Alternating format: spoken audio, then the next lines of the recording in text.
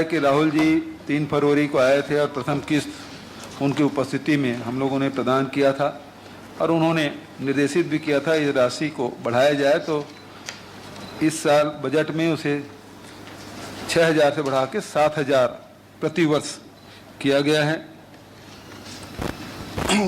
एक बड़ा बहुत जब भी हम लोग बस्तर जाते थे कि तो वहाँ जितने भी माझी है, बैगा है, गुनिया है, पुजारी है, इन सब की हमेशा मांग रहती थी कि हम लोगों को भी कुछ मानदेय मिले। और आप सब जानते हैं बस्तर में जो आदिवासी संस्कृति है वो अपनी विशेष पहचान उनकी है, विशिष्ट पहचान बनाए रखना और उस सांस्कृतिक जो धरोहर है उसे ये हमारे जो बैगा, गुनिया, माझी, हाट पहाड़िया, बाजा मोहरिया ये सब शामिल हैं। ये लोग उस संस्कृति के ध्वजवाहक हैं, तो इनको भी राजीव गांधी ग्रामीण भूमिहीन कृषि मजदूर न्याय योजना के अनुरूप ही उनको भी लाभ देने की मैंने बजट में प्रावधान किया गया है।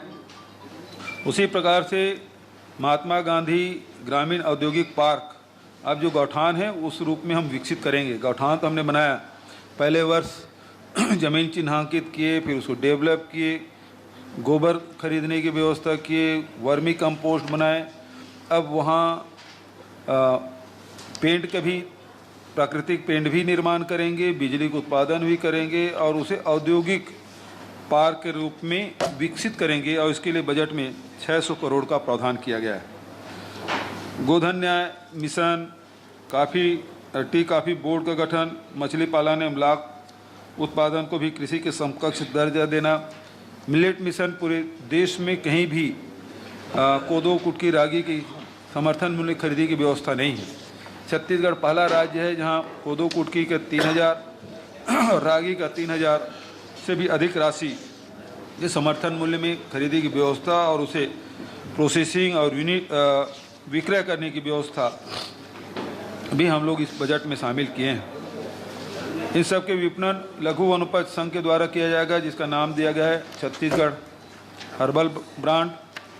और शहरी क्षेत्र में भी नवाचार के लिए छत्तीसगढ़ रोजगार मिशन, इसके लिए भी बजट में प्रावधान किया गया है। आर्थिक स्थिति को देखते हुए और लगातार छात्र बहुत सारी परीक्षाएं देते हैं और उसको ध्यान में रखते हुए चाहे जितने भी राज्य स्तर के स्थानीय व्यावसायिक परीक्षाएं छत्तीसगढ़ लोक सेवा आयोग के द्वारा आयोजित जो परीक्षाएं हैं उसमें छात्र छात्राओं से जो शुल्क लिया जाता था, तो स्थानीय जो हमारे प्रतिभागी होंगे उसे जितने भी शुल्क है उसको माफ़ करने की भी घोषणा मैंने की है। अधिकारी कर्मचारी लगातार पुरानी पेंशन की मांग करते रहे और उस मांग को ध्यान में रखते हुए जो एनपीएस योजना के स्थान पर पुरानी पेंशन योजना बहाल करने की भी मैंने घोषणा की है। उसी प्रकार से हमारे जो शासकीय अधिवक्ता हैं, वकील हैं, उनके भी उसे भी बढ़ाने की मैंने घोषणा की है। इस प्रकार से आप देखेंगे कि जो बजट है उसमें 2021-22 के स्थिर भाव पर राज्य में कृषि क्षेत्र में 3.88%, औद्योगिक क्षेत्र में 15.44% और सेवा क्षेत्र में 8.54% की वृद्धि है। तो इसमें जो कृषि और सेवा क्षेत्र वो तो राष्ट्रीय औसत के बराबर है, लेकिन औद्योगिक क्षेत्र में 3.64% अधिक है। उसी प्रकार से आप देखेंगे कि पिछले साल के प्रचलित भाव पर राज्य सरकार के जो सकल घरेलू उत्पाद है उसमें 3,52,161 करोड़ से बढ़कर वर्ष 21-22 में 4,61,000 करोड़ पुनः अनुमानित है, जो पिछले वर्ष की तुलना में 13.60% अधिक है। 2021-22 में अनुमानित प्रति व्यक्ति आय जो 1,05,778 रुपये की तुलना में 2021-22 में 1,18,401 रुपया अनुमान है, जो कि विगत वर्ष की तुलना में 11.93%, लगभग 12% अधिक है। केंद्रीय कर में अब लगातार हमारी जो हिस्सेदारी है उसमें लगातार कमी आती गई। आप देखेंगे कि किसी भी राज्य सरकार के बजट में केंद्रीय जो कर के जो हिस्सा है वो अधिक रहता था, राज्य के हिस्सा है वो कम होता था। लेकिन इस साल लगभग बराबर 44,573 करोड़ रुपया केंद्र शासन से प्राप्त होना अनुमानित है और वहीं हमारे राज्य सरकार से लगभग 44,500 करोड़। तो ये बराबर की स्थिति आ गई है।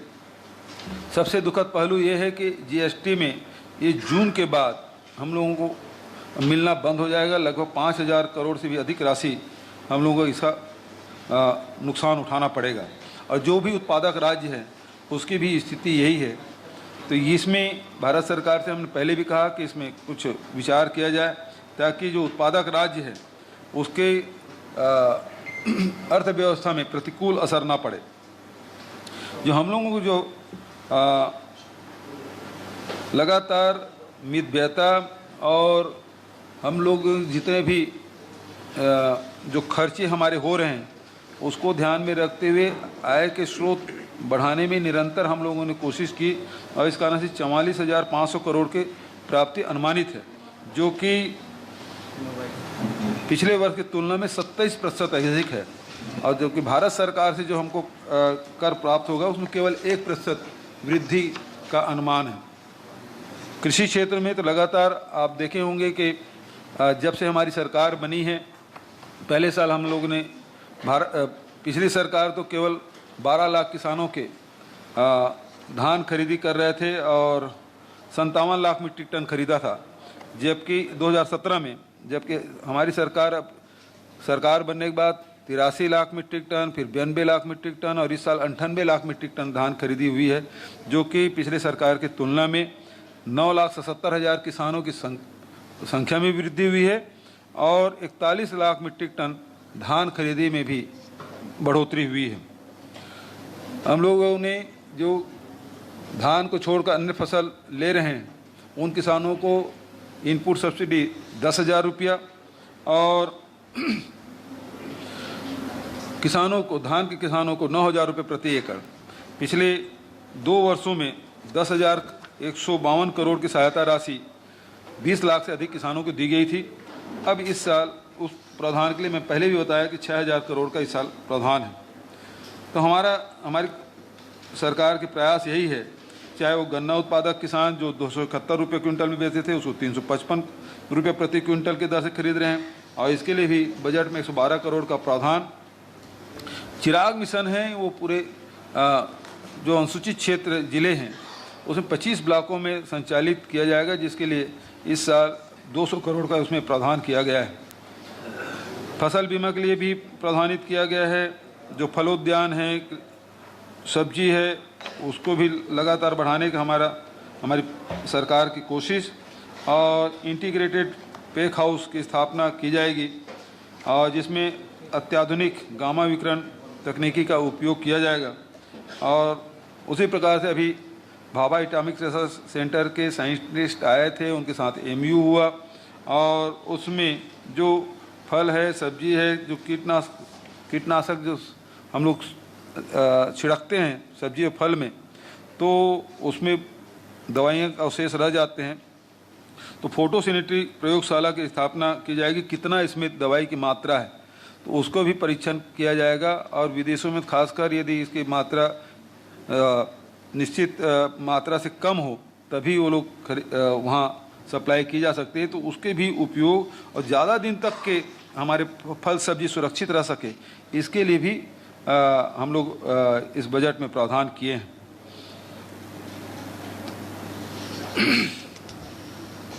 वर्मी कंपोस्ट के बारे में तो लगातार मैं आपसे चर्चा करता ही हूँ। सिंचाई योजना भी लगातार हम लोग बढ़ा रहे हैं ताकि मंत्री जी से ऊपर बिठा दो, एक कुर्सी ले लो।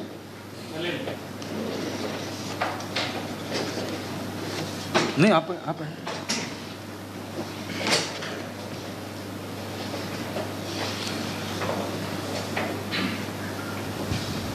जो ग्रामीण क्षेत्र है, आजीविका मिशन में 7 जिले में 43 संगठन डिजिटल लेन देन मतलब कैशलेस इकोनॉमी को बढ़ावा दिया जा रहा है, जिसमें अब 9 जिलों में विशेष पिछड़ी जनजाति के 172 महिलाओं को महिलाओं को CRP के रूप में प्रशिक्षित करके 9,820 परिवारों को इसको लाभान्वित किया जाएगा।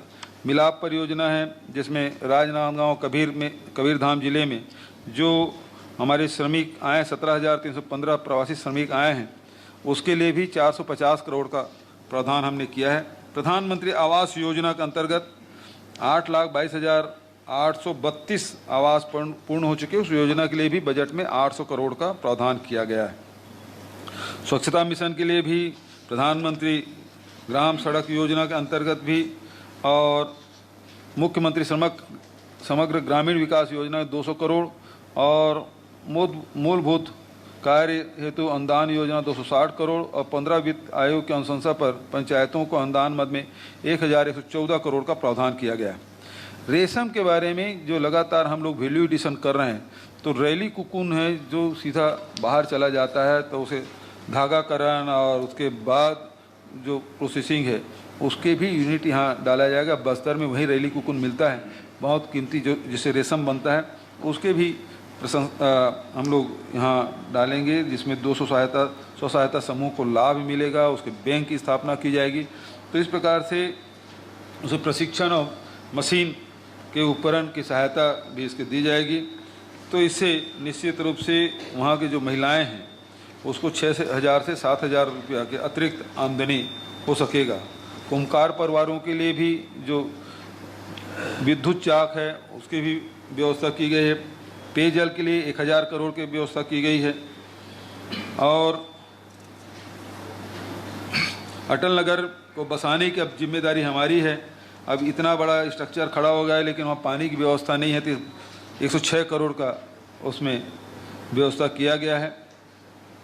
स्वामी आत्मानंद अंग्रेजी स्कूल के लोकप्रियता को देखते हुए हिंदी की भी मांग थी, तो 32 स्वामी आत्मानंद उत्कृष्ट हिंदी विद्यालय भी शुरू किया जाएगा। अभी तक अंग्रेजी माध्यम स्कूल में 1,35,000 बच्चे विद्यार्थी इसमें प्रवेश लिए हैं और उसमें जो हिंदी विद्यालय जो खोलेंगे उसमें 17,500 बच्चे इससे लाभान्वित होंगे।